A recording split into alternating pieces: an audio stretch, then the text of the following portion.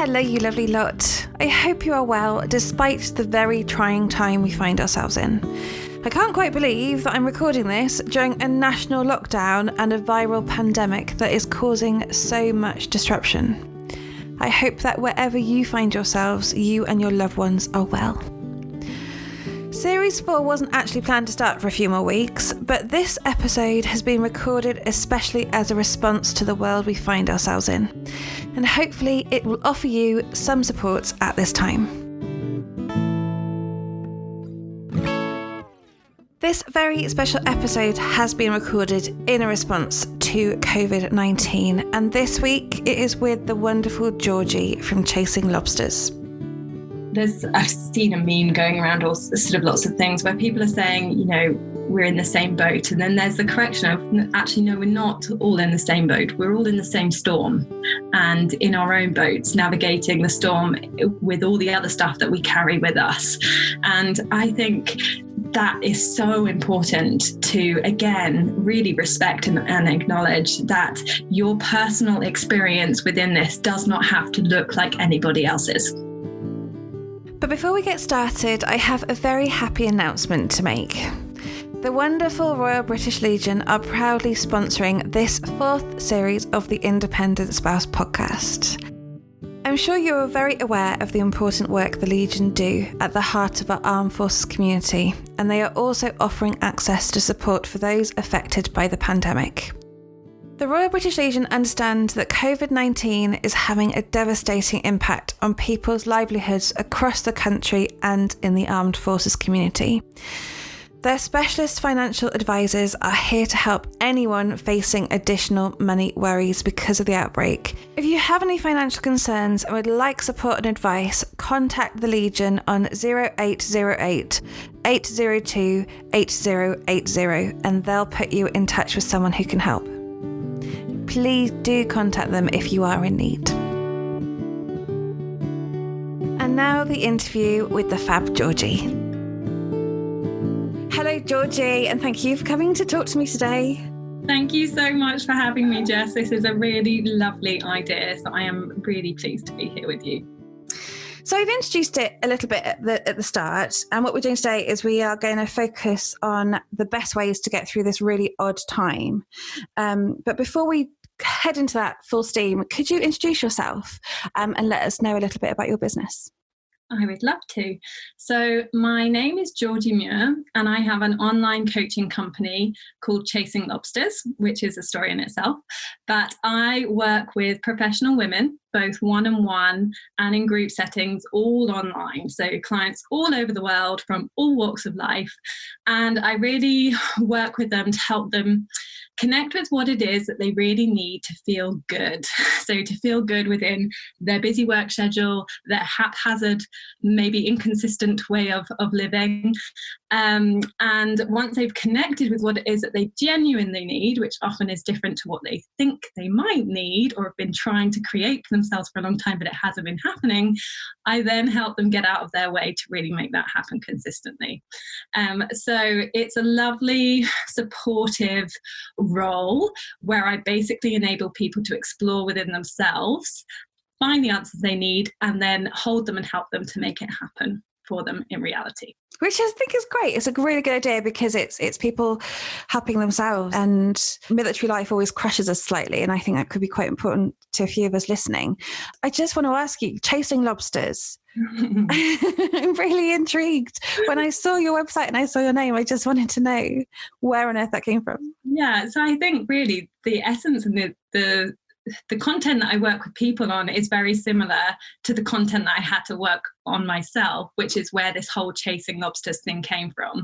So my background was that I was a chiropractor, and I loved being a chiropractor, and I had lovely practices and lovely patients, but with obviously military moves, that's every couple of years at most, rebuilding, blood, sweat and tears. And it came to the point where my husband got posted to the US, which was joint decision, very exciting, but it did mean once we looked deeper into it, I couldn't practice because of board exams and all sorts of blocks like that. So it left me completely stumped and essentially spiraling into this question of, well, if I'm not Dr. Georgie Muir, chiropractor, then who on earth am I, and what value do I even have? And although it wasn't necessarily the prettiest place to be, digging into that and doing the work to find my way back to that was amazing. And that was all stimulated by this thing that my dad used to say to us all as kids, which was, the world is your lobster. So it's not just about what you can do, but what do you want to do? Like, what do you want to be? What do you want to create? And he said that to me. He said, well, darling, the world is your lobster. And so I thought, you know what? This is my opportunity to really work out what my lobsters are and set about chasing them down and really bringing them into reality. I have this window of opportunity, and I can either crumble under it, or I can find my way to really thrive within it and connect with what I need, connect with what I want, and make it happen. And so I started blogging, and the blog was called Chasing Lobsters. And then from that, everything has grown. Which is a really positive way of looking at it. I know in my experience, I blindly moved into military life and didn't really realize the change it would make to me, and starting my own business and sort of stumbling through life and getting to where I am now. But you had an overseas posting to contend with. So you've been posted abroad a couple of times. Is it easier the second time? What did you learn? And how did you adapt your business so that it could cope with all these moves? So I think, to answer your last question first, when we were in America and I had that space to really sit down and think, well, what do I want in my life? Not just what do I want in my business, but what do I want in my life? One of the priorities for me was, well, I want to be able to stay connected to Graham, move with my husband, be with him. That is the lifestyle, the relationship that we choose in that moment works for us. And that meant that for me to stay satisfied and fulfilled within my business, I was going to have to look at other roles. So that then became an idea, okay, well, I want location freedom. I want my business to be able to move with me. I want to still be doing what I love, which is helping people create positive change, whether that's as a chiropractor or a coach, whatever. And I really looked at what it is that I want. And then from knowing that, looked at forms that might fit those desires. So that was kind of sort of the business plan as such was formulated in America. I got very clear on what my business would have to look like for it to suit the lifestyle that I wanted within military life, which we all know throws up many challenges. Throw an international move into there and you've got even more, or rather just different challenges. You've got challenges of, my goodness gracious me, the bureaucracy, the administration of international postings is massive. Our first one was to the States, which was, all things aside, a brilliant time, wonderful experience. And then our most recent one was to Turkey, Ankara, which was even more tricky with language barriers and all sorts of things like that. So the international moves, I would say, as every move, the experience is so different and so individual to the posting. And so I would love to say that international moves, there are of course some similarities, i.e. there's a lot of paperwork, there's a lot of hoops to be jumped through. If you have dogs, that's something that you really need to consider, the expense and the paperwork and the blocks that are thrown up against that, but it is possible. And then, so there are definitely similarities. The positive ones being the breadth of experience, the people that we have met, friends all over the world from all walks of life. And it was just my son's second birthday recently, and we had birthday cards and messages from every continent. It was just incredible. And so the people and the experience is really, really so broadening and enriching. It's quite incredible. But there are certainly the challenges, and navigating those as a team and staying connected to the one little tribe that you're really taking with you is so important. And not necessarily easy when it's highly administrative, pretty stressful, lots of challenges, new place, new people. But there again, that's something we all deal with. So whilst there are definitely differences with it being international, there's also lots of similarities to any other moves that I think we all navigate quite frequently. And really important for you to keep your business as a constant through that and to have it evolve and develop so that it would fit around this life? Are there any tips in particular that you think would be useful if anybody who had an overseas posting coming up and they were running their own business? So I would say learn from my mistakes and give yourself a grace period. Do not anticipate work to continue at the very same pace without taking a break during the move. I did that this return from Turkey. My husband deployed 3 weeks after we moved back. We weren't into our quarters yet. And within all of that, I thought it was a brilliant idea to keep working as full on as possible. So on hindsight, I think recognizing that the emotional challenge of any move, international, maybe more so, or just the same, is something that actually warrants respect. And respect in terms of acknowledging the energy that it takes, the recovery that you're going to need, the break that I think is really healthy to give yourself physically as well as emotionally. And it also gives you so much opportunity then to reconnect with the lovely people that you're able to be around again and see again and spend time with again. So I think that would be recognizing the magnitude of the event, of any move, I think is really, really important. And I think it's something that we get a bit blasé with in the military world. It's like, hey, we've done this before, I'm a pro at this. It doesn't matter. It's still a massive, a massive life shift, a massive logistical task, emotionally draining. And I think whilst it's great to power on and get things done and, make things happen, we've also got to be tender with ourselves during that upheaval and really allow ourselves to see the size of it. Not to sort of wallow in it necessarily, but to just give ourselves, the kind words and the pat on the back that we need to say, you're doing a great job, keep going. It's okay if you need to have a sit down with a cup of tea and a chocky bicky, 3, 7. It's true. And I know that for me, because we've been moving, I feel like I'm constantly moving house and I never take the time out, and it is so important. And it's really important for business as well. If you just take that time and be gentle on yourself. And I agree with you so much. It is so exhausting. And you're right, because we're all doing it, because it's really trendy that we all move house all the time. But if your civilian friends were doing it, they would quite happily take time to move. I've got friends that moved house 3 or 4 years ago that are still unpacking boxes and taking it slowly. Yeah, and it's funny, isn't it? Because the one thing that I jumped to when you sort of asked about sustaining a business or running a business whilst moving internationally, the first thing I jumped to was actually giving yourself permission to pause the business. That in itself can feel scary for a lot of people, especially if the business is new. I've been there. That's why I thought I'm just going to power on through. But when you do pause, for example, after I had my first child, you realize that actually, oh no, we are still here. We are still moving. I can still pick up the pieces and crack on as originally. But obviously there are things you can do to prep and prepare for that. And if you are really nervous, I would acknowledge it and get into action to really do the things that feel supportive to you, that then allow you to be gentle with yourself during the move and really sort of give you that little bit of comfort that actually, I am willing to take this because I know that I've got A, B, C, and D in place to support me during this time. And I've got plans, X, Y, Z in place for when I revisit work afterwards. So you're kind of just acknowledging that, okay, you're a little bit nervous, but you're then getting into action to manage that and to really be forward moving with that. Yeah, systems and foundations, really important. 100%, yeah. So moving on to the elephant in the room, which is the state of the world that we are currently living in.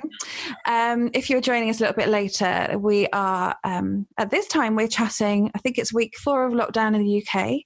We are in the middle of a global pandemic, which are words that I never thought I would be saying on this podcast, let alone in my lifetime. It is a strange old time. It is frightening. It is weird. Some of us have far too much time. Some of us have very little time. We have children. We have partners here. Some of us have them abroad. It is crazy. First up, I just want to ask how you are and how you are coping with all of this craziness. Thanks, Jess. That's so lovely. So how am I coping? So honestly, there has been so much within this crazy time that has felt like a real blessing to me. I really see and feel some of the sadness, a lot of the sadness, and I am aware of, so much financial stress burden around. But really, if I respond in relation just to me, I've had my husband home more than he's been home in a very long time. And I've seen my 2-year-old enjoy daddy being around. We've had glorious weather, which we've really made the most of. And by taking lots of sort of self-protective measures that have felt good to us, I felt safe and I felt able to really provide myself with lots of what I need. But like we were just saying a little bit beforehand, I feel that the longevity of this is starting to sink in. And that sort of those fears around, well, how is this going to impact everything financially, economically, socially, you know, in the world? I am definitely starting to feel the weight of that. So I am having to see myself bring in more of my own coaching tools to use with myself, just so if I am feeling disconnected from friends and family, I make sure first and foremost, am I connected with myself? So before I can ever expect myself to feel truly connected with others, I first have to be truly connected with myself. And within times of stress like this, there can be a real temptation to disconnect, get busy, numb out, and stay on that surface level. So I would say that whilst up until this point, I've actually been finding lots of lovely ways and things to enjoy, I think I've got more proactive in making that my reality in the last week or so. So thanks. That's a very long-winded answer to I'm doing all right, thanks. I'm glad to hear it, because it's such a, I found it's been such a monumental thing. It's too much to break into pieces and to work down. And we have turned into, it's me and my husband and the dog and the cats. And we are a little family unit, and we are very inward looking now because it is too big to contemplate. We've been through things before. We've done Afghanistan and earthquakes and hurricanes, and they have been frightening and awful. And it's given me a few tools to sort of cope with the constant anxiety. Mm-hmm. But it is just so, it's just too, I think it's just too big to break down. I think it is going to have long running consequences. I'm really aware that there's a lot of talk about how military spouses are resilient and we are tough, and we've done stuff like this before and we can still do it, which I think is putting a little bit of pressure on us to get through what is quite a challenging time.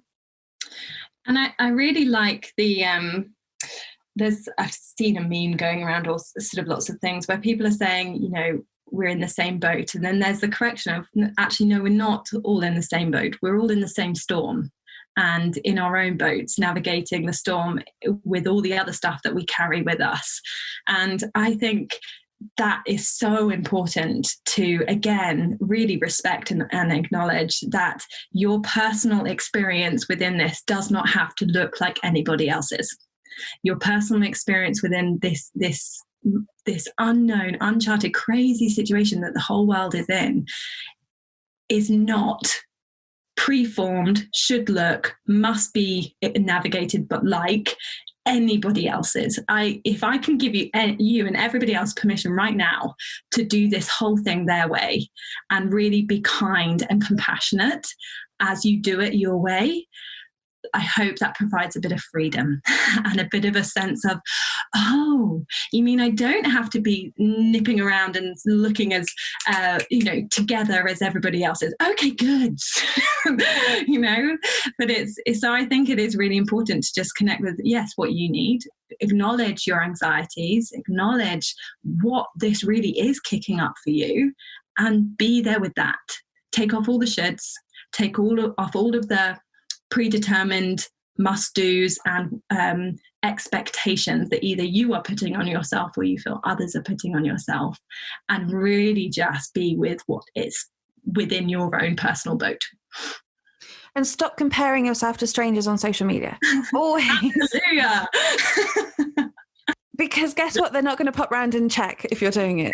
You don't have to compete with them. I always worry my lovely friends are panicking so much about homeschooling because their friend has done this and somebody else has done this. And I'm like, nobody is checking, and you can do what you like, and it's okay. There is no grading. You are not to get a mark at the end of this process. So you speak to a lot of people who are struggling or are having issues like a lot of us are. What have you found that people are struggling with most? So I think you really touched on it there yourself, is the anxieties, that sort of underlevel humming of worry. And even I think for people historically who may have been sort of tended to more towards anxieties, they may see it resurfacing, amping up, have the volume turned up, or perhaps returning. And I think even people who aren't necessarily naturally or historically more inclined towards anxiety or worry may even find themselves facing that a little bit more. And so that's sort of one side of it. And then the other side of it that I've seen less so in people I'm talking to through my platforms and more through my one-to-one clients, there's this sense of guilt around feeling good. So they're actually quite enjoying their time, and they're actually quite loving lots of the lockdown, still aware of everything. They're not completely numbing out. They're aware of everything. And it's because of that awareness they're going, oh, should I be feeling this good? Am I allowed to be feeling this joyful during a really sad international time? Is it okay to feel joy during crisis and a global pandemic? And with that often comes this sense of guilt. And so there's sort of the two things. Is there's the people who are worrying, and then there's the people who are worrying because they're not worrying.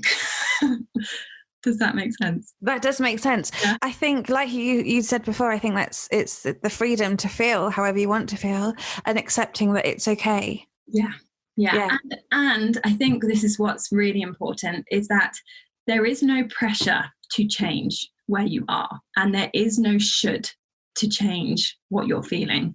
But if you would like to be experiencing a different reality within this, then there is so much support and tools and systems that will help you create that change. But should you? Absolutely not, if you don't want to. So the first thing is real acceptance. Accept where you are, accept what you're experiencing, and be really kind and non-judgmental and compassionate with yourself around where you are.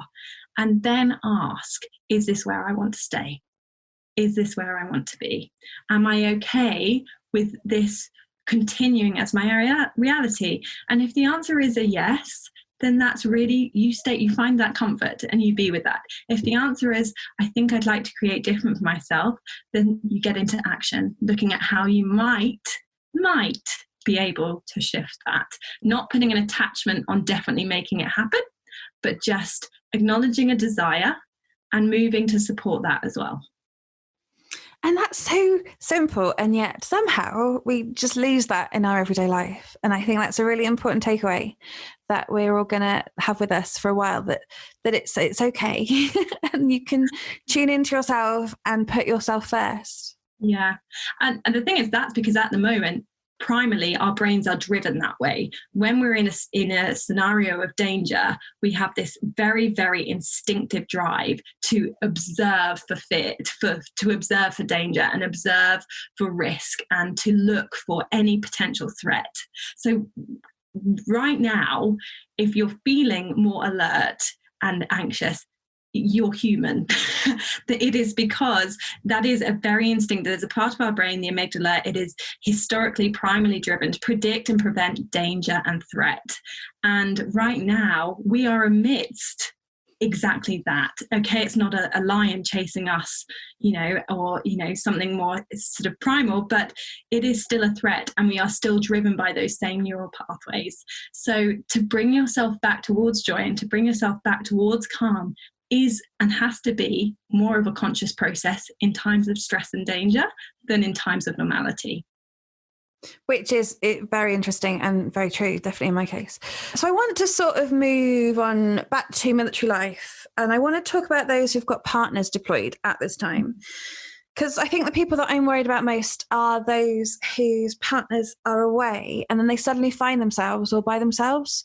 So they have no children, their family aren't close, and they are literally in their married quarter or their house all by themselves. And the usual sort of support mechanisms that they have, going out with people, seeing people, patch life, isn't there anymore. What would you do if it was you? And what would you suggest that people could do to help themselves?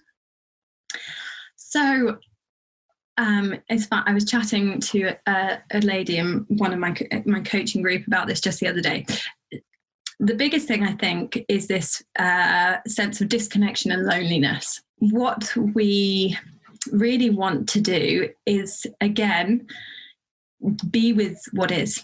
If you move into suppressing, which I'd imagine for the first few weeks, people in those situations probably managed quite well. We can numb it out with TV, sugar, alcohol, shopping, endless FaceTime calls to friends, just sort of scrolling through our phones. We can numb it out. But those systems sadly only hold back what we're really feeling for so long. And we all know that detrimentally, the long term, they're not great for us, either physically or emotionally or health-wise. So firstly, it's just acknowledging if you are feeling lonely and you are feeling disconnected and this is really rubbish for you at the moment, see it. See it, because then we can start to support it. And really get clear on what is it that I'm actually missing. And this is going to be so individual. So the lady I was chatting to in my coaching group on Facebook the other day was saying, I just miss, all I want is a hug. Oh, and I mean, like we all feel that, right? We just want a hug. And that physical touch is both a physical thing, but it creates also an emotional response. And what I encouraged her to do was to look at, okay, so we know that it's probably a physical component that you're craving, but what does that physical touch, what does that hug also mean to you on an emotional level? And when we really dug into it, it was about reassurance, it was about safety, and it was about feeling supported. And so then what we go, okay, so the real goal here is not just a hug. The real goal is physical touch, to feel supported, to feel safety, and to feel reassurance. And then we can look at other different avenues that might provide a similar feedback emotionally, a similar result. Now, it's not going to be the same, but it might just help move from none of it to some of it, which is closer to all of it than we might get without doing a little bit of introspective thinking. So, for example, the reassurance for her was about, I'm still in this, we're still in this together, we might be apart, but I love you. And so it was about saying, okay, he can't read you or she can't read you and give you that hug, but you can say, I really could do with a hug because I want to know that we're still in this together. And you ask for that reassurance more verbally than you would perhaps ask for it physically if your partner were around. So you start to look at, okay, what is behind the things that I'm really missing? What is the feeling and the sort of experience behind that thing? And how can I explore, and exploring is the key, lots of different ways that might give me an ounce of that. And then how can I do that in my days, little by little, just topping it up bit by bit and welcoming in when you hit that marker and be like, that actually felt lovely. That actually felt a bit like a warm hug. That your favorite home cooked meal can feel like a warm hug. Your favorite blanket on the sofa can feel safe and protective and comforting. It's connecting with all these little things that just pour into those little buckets that you're missing because your partner's away, that they normally pour into and, they normally contribute to. So it's not about kicking them out and becoming so self-reliant and so self-resilient that you don't need them. It's about supporting yourself as best you can by bringing them in new ways and also giving to yourself in new ways whilst they're away. Which, gosh, I love that. As somebody who has experienced far too many deployments, I think that's definitely something that's going to stay with me, and I will be using that forever. It's brilliant, fab.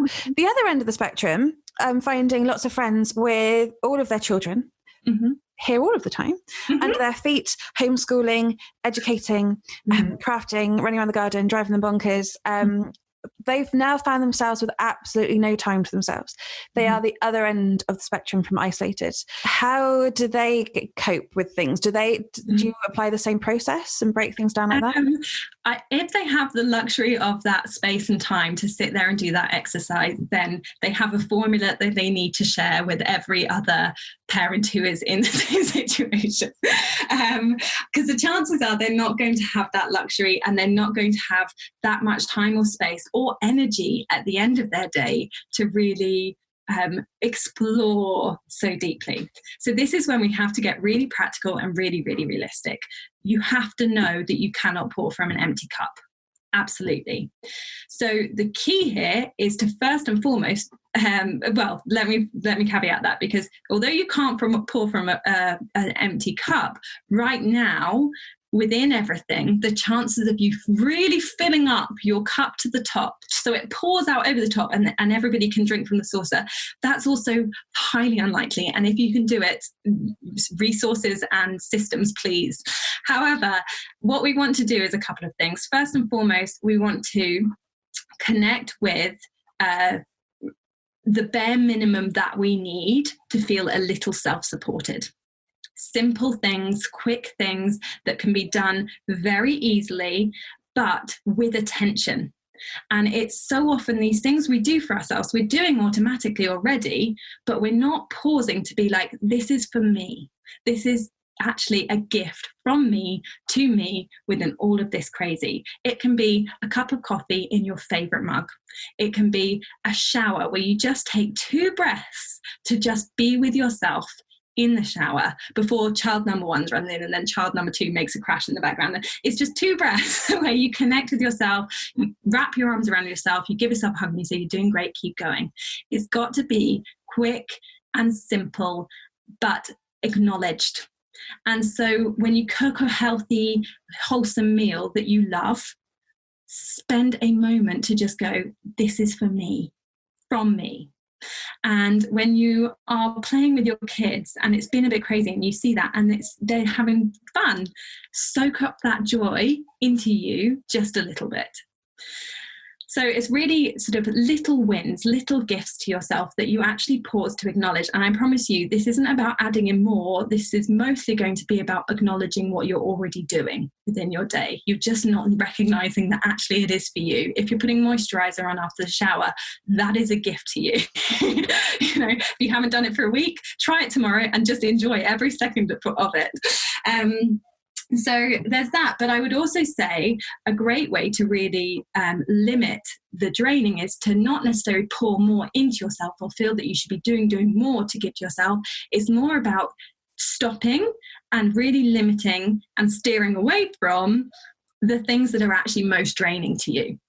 So you will find, if you look not only at the quick yeses and the quick gifts, but also look at the things, the activities, the scenarios, the rules you're putting on yourself that you find most draining, and actually eliminating 1 or 2 of those can be really powerful to how good you feel within your day. So please don't put pressure on yourself to add in more. Look at what you're already giving to yourself and acknowledge it, and look at maybe a couple of things that are really depleting you, really draining you, and cut them out. Give yourself permission to completely avoid that activity, not paint with the kids anymore, stop, trying to force them to do whatever, and just give yourself permission to cut that drain out, because right now you need a bit more give. And like we said before, we're all grown-ups and nobody is checking our work. So we can do this. We can do whatever we like, which is very empowering once you realise that. And I think that is something that we can all apply, no matter how many children we have under our feet, accepting that we are doing good things and giving ourselves a little high five. The thing that I've noticed that the majority of us have that has not happened for a while is our partners are here every waking moment, and sometimes that is wonderful because I've not spent that much time with my husband forever, and it is fab. But equally, he has just been here for days now. Very odd. How would you work around that, and what would you suggest people do? So it's interesting, isn't it? Because I think the array of challenges within relationships is going to be vast. So I think one thing that I've noticed is my husband, Graham, he's not used to being at home this much rather. So the transition for him has actually been far greater than really for me. He would go to work all day, Monday to Friday, he'd go away regularly, and now he's at home with us all the time. And I think really having compassion that you are both navigating new terrain. You've got your husband or your wife home. They've got you back around. Their world has been flipped upside down. Your world has been flipped upside down. So if you can just give each other a bit of grace and a bit of space to really find new footing in this new terrain. If you see something in them that is, irritating, give them a bit of time before you nail them for it, and really just see it. If it continues to see as a pattern that really does drain you, upset you, then it's your responsibility to communicate it. And communication is always, of course, absolutely key. But just in times when there's been so much change, whether it's an international move, whether it's, complete lockdown and global pandemic, if we can just be more compassionate to the level that people are functioning at to stay functional within this whole time, it just gives a bit more understanding and a bit more leeway for everyone as a couple. And then I think other ways is to really stay very, very clear on, so as you're sort of giving that leeway, I really encourage you to stay very clear on what your greater intention is. What is your greater desire for your relationship? It's probably not to be right. It's probably not to prove that your way of doing that is, the better way. It's probably not to have an impeccably tidy house that they don't continue to mess up and put things in wrong places.